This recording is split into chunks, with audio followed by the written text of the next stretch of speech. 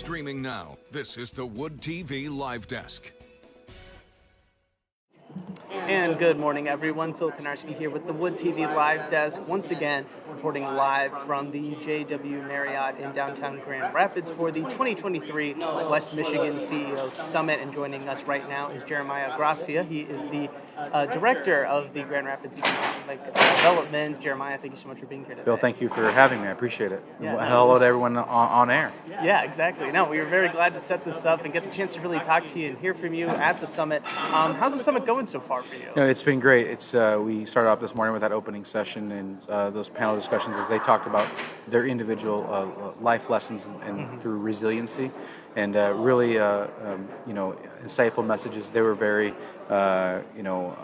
open about their own personal and business experience and some of the challenges they faced over the last few years, and many leaders have to face. And leadership can be a very lonely place sometimes. Right. You're making big decisions, and understand there's a lot of weight to that. But understanding with great people and good support that those decisions can be supported and implemented in better ways.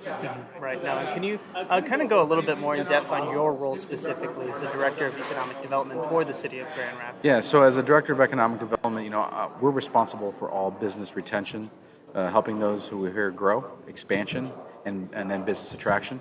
And a lot of that work that we handle is helping our existing businesses maintain confidence and resiliency, if you will, and that this is the place they're going to continue to grow. And then when we do that well, the business attraction and expansion stuff comes with it. And then we do a lot of that through real estate development, which we'll see, as you've known, heard a lot of talk recently about sort of riverfront development, but also specifically helping those neighborhood business corridors develop just as much investment as necessary so we have true destination business districts across the city. Right. Yeah. No, and you work pretty hand in hand with a lot of different types of businesses and really just a whole lot of different facets across the city of Grand Rapids. Can you just touch on, maybe some of the new trends? I'd be very interested to hear what you're kind of seeing in your role from a whole different varieties of businesses, or even in the same kind of industry, in the same kind of sector, what they're kind of doing differently. What are you seeing that's new here in Grand Rapids? So I think the most important piece is that we're blessed to have here in Grand Rapids in West Michigan is population growth. Right, so we are seeing one of the few places in the Midwest, and specifically in the state, that is experiencing that population growth. So they're happy to be able to have a labor pool, and obviously that population growth is within that, I would say, working age demographic, and so that has continued to grow. And so, but that doesn't mean that our employers aren't having challenges with workforce recruitment and sometimes even retention. But what we see in trending-wise is the employers really transforming their office space into giving a reason to the employees to come to the office for those personal connections, those hierarchy of needs. To say, I got to meet with some other folks in person, just like this, right?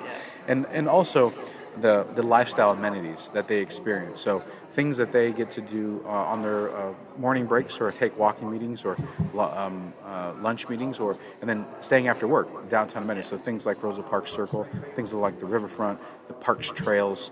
In fact, this afternoon, I'm going to utilize the new Dash service to have a riding meeting and say, hey, what better way to talk about our work than just to take the Dash loop and talk about places and sites and buildings and areas that we're going around, and utilize our time to not be in the office, but connect and also experience the other folks that are riding, and seeing the types of folks that are traveling during those business times, and then promoting that itself. So maybe if you look close, I'll be live streaming on this afternoon as well.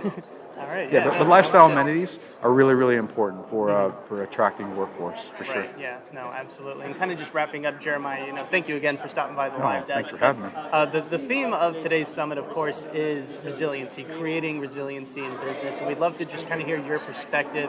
We've asked a bunch of people already sort of how they see it. But what does creating resiliency in business mean to you, and how do you kind of see that? Yeah, resiliency for me is always adapting, and understanding when you don't know the answer, and understanding when things need to change, and having the courage to make the change. And someone has to make those decisions. Those aren't always easy. And more importantly, being open to not only as leaders, being okay saying, I don't know all the answers, but staff and other folks that are around me are good, provide great insights. And also, I'm also really big on interdisciplinary conversations with other folks from other industries, other backgrounds to give different perspectives as you make decisions.